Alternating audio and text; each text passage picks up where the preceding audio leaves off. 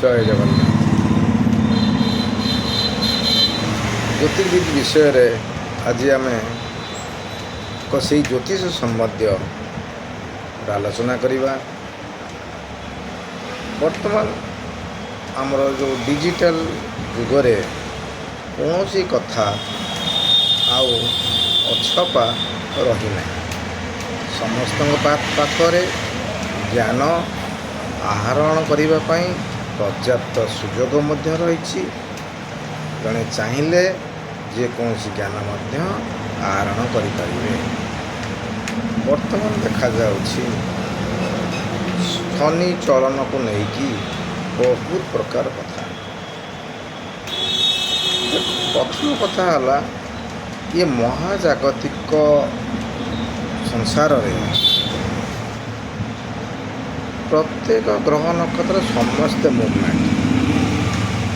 କୌଣସି ଜିନିଷ ଏ ବିଶ୍ୱ ବ୍ରହ୍ମାଣ୍ଡରେ ସ୍ଥିର ନାହିଁ। ଆମକୁ ଦେଖାଯାଉଛି ପାହାଡ଼ ସ୍ଥିର, ପାହାଡ଼ ବି ଆମ ପୃଥିବୀ ସହିତ ବୁଲୁଛି। ଆମକୁ ଦେଖାହେଉଛି ସୂର୍ଯ୍ୟ ସ୍ଥିର, ସୂର୍ଯ୍ୟ ମଧ୍ୟ ବୁଲୁଛି। ଆମକୁ ଦେଖାହେଉଛି ନକ୍ଷତ୍ରମାନେ ମଧ୍ୟ ସ୍ଥିର, ନକ୍ଷତ୍ର ମାଧ୍ୟମ ପରିକ୍ରମା କରୁଛନ୍ତି। ସବୁ କିଛି ପରିକ୍ରମା କରୁଛନ୍ତି। ଠିକ୍ ସେଇଭଳି ଇଏ ଏକ ମହାଜାଗତିକ ପ୍ରକ୍ରିୟା। ଆପଣଙ୍କର ପ୍ରତ୍ୟେକ ଗ୍ରହ ନକ୍ଷତ୍ର ବୁଲିଲା। ସେଥିପାଇଁ କୌଣସି ବ୍ୟତିବ୍ୟସ୍ତ ହେବା ଅନୁଚିତ ନୁହେଁ। ଆମେ ଯେହେତୁ ସନାତନ ଧର୍ମରେ ଆସୁଛେ ଏବଂ ସନାତନ ଧର୍ମ ଗ୍ରହ ନକ୍ଷତ୍ର ଉପରେ ସର୍ବଦା ଦଖଲ କରି ଆସିଛି।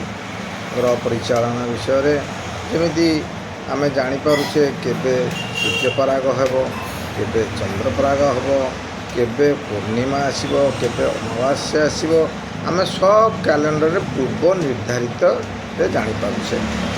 ଏଇ ପୂର୍ବ କେମିତି ଜାଣିଛନ୍ତି? ଏଇ ତ ମଣିଷ ଏଇଠି ବସିଲା, ପୁଣି ଏତେ ବାଟ କେମିତି ଜାଣିଲା? ନା, ତାକୁ ଆମର ଯେଉଁମାନେ ବିଜ୍ଞ ଜ୍ଞାନୀ ଲୋକମାନେ, ସନାତନ ଧର୍ମ ଲୋକମାନେ, ସେମାନେ ସ୍ଥିର କରିଛନ୍ତି। ସେ ମାପକାଠିରେ ସେମାନେ ବାହାର କରିଛନ୍ତି। ବହୁତ ଜ୍ଞାନୀ ଗୁଣୀ ଲୋକ ଥିଲେ। ଶନି ଚଳନ ଆସିଲା, ଶନି ଚଳନ ମଧ୍ୟ କଲେ। ଯେପରିକି ଆପଣଙ୍କର ଆଉ କିଛି ମାସ ପରେ ବୃହସ୍ପତି ମହାଚଳନ ହେବେ। ଆମେ କାହିଁକି ଶନି ଚଳନ ପ୍ରତି ଗୁରୁତ୍ୱ ଦେଉଛେ? କାହିଁକିନା ଏଇ ଯେଉଁ ଗ୍ରହମାନେ ଶନି ହେଲେ, ବୃହସ୍ପତି ହେଲେ, ରାହୁ ହେଲେ, କେତୁ ହେଲେ, ଏମାନଙ୍କର ପିରିୟଡ଼ଟା ଅଧିକା ଥିବାରୁ ଆମେ ତାଙ୍କ ବିଷୟରେ ବେଶୀ ଚର୍ଚ୍ଚା କରୁଛେ। ନହେଲେ ସବୁ ଗ୍ରହ ତ ବୁଲୁଛନ୍ତି, ଚନ୍ଦ୍ର ବୁଲୁଛନ୍ତି, ରବି ବୁଲୁଛନ୍ତି, ମଙ୍ଗଳ ବୁଲୁଛନ୍ତି, ଶୁକ୍ର ବୁଲୁଛନ୍ତି, ସମସ୍ତେ ବୁଲୁଛନ୍ତି। କିନ୍ତୁ ତାଙ୍କ ପିରିୟଡ଼ ବହୁତ କମ୍ ଥିବାରୁ ଆମ ସେଇଟା ଜୀବନ ପ୍ରବାହ ଉପରେ ପଡ଼ୁନାହିଁ ବୋଲି ଆମର ଜ୍ୟୋତିର୍ବିଦ ମାନେ, ଆମର ସନାତନ ଧର୍ମମାନେ ବିଶ୍ୱାସ କରିଛନ୍ତି। ତେଣୁ ଆପଣମାନେ ଜାଣନ୍ତୁ, ଶନି ଚଳନ ଇଏ ଗୋଟେ ମହାଜାଗତିକ ପ୍ରକ୍ରିୟା। ଏଥିରେ କୌଣସି ଆପଣଙ୍କର ଭୟଭୀତ ହେବା ଉଚିତ ନୁହେଁ। ଆମେ ଯେହେତୁ ଆମେ ସବୁ ଆଧ୍ୟାତ୍ମିକ ଦୃଷ୍ଟିରେ ଦେଖୁଛେ, ଆମମାନଙ୍କର କର୍ତ୍ତବ୍ୟ ମଧ୍ୟ ରହିଛି ଯେ ଯଦି ଶନି ମହାପ୍ରଭୁଙ୍କର ଚଳନ ହେଲା, ଆମେ ତାଙ୍କର ସ୍ତୁତିଗାନ କରିବା, ତାଙ୍କ ପାଇଁ ଦୀପଟିଏ ଲଗାଇବା, ପୂଜାପାଠ କରିବା। ଏହାଦ୍ୱାରା ଆମର ନିଶ୍ଚିତ ପଜିଟିଭ୍ ଗୁଣ, ମାନେ ଯାହା ଭଲ ଗୁଣ ଅଛି ତା'ର ଆହୁରି ଭଲ ଭାବରେ ପ୍ରସ୍ଫୁଟିତ ହୋଇଯିବ। ଆମେ ଆହୁରି ପ୍ୟୁରିଫାଏ ନିଜକୁ ନିଜ କରିପାରିବା। ଆମେ ଯେତେବେଳେ ଈଶ୍ୱରଙ୍କ ଆରାଧନା କରୁ ବା ଈଶ୍ୱରଙ୍କର ପ୍ରାର୍ଥନା କରୁ, କ'ଣ ପ୍ରାର୍ଥନା କରୁ? ଯେ ଆମେ କୌଣସି ଭୁଲ ଭଟକା ଜୀବନରେ କରିବାନି, କାହାକୁ ଦୁଃଖ ଦେବାନି, କାହାକୁ କଷ୍ଟ ଦେବାନି। ଏସବୁ ଯଦି ଆମେ ନ କରିବା, ନିଶ୍ଚିତ ଆମର ଭଗବାନଙ୍କର କୃପା ଦୃଷ୍ଟି ପଡ଼ିବ, ସମସ୍ତଙ୍କର ଗ୍ରହ ନକ୍ଷତ୍ରଙ୍କର କୃପା ଦୃଷ୍ଟି ପଡ଼ିବ। ତେଣୁ ମୋର ପ୍ରିୟ ବନ୍ଧୁଗଣ, ଇଏ ଯେଉଁ ଚଳନକୁ ନେଇକି ଭୟଭୀତ ହୁଅନ୍ତୁ ନାହିଁ।